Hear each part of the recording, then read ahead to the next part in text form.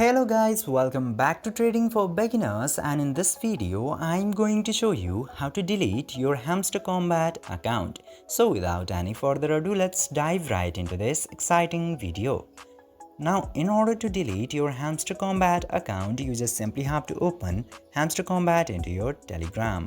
And after opening the Hamster Kombat into your Telegram, you just simply have to tap into this setting options into the top right side. Simply tap into that gear button or setting option, and after coming into this setting page, you will get to see this delete account option directly.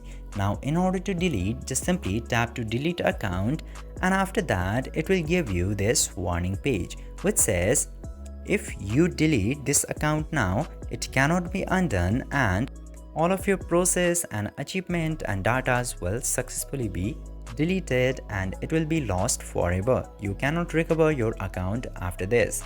And if you are sure about deleting your account, simply tap to the red button and delete the account forever. And if you are not sure about deleting your account, simply tap to cancel. This way you can very easily delete your Hamster Kombat account.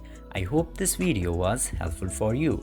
If yes, don't forget to like, share and subscribe to the channel to never miss another update. Thank you for watching the video.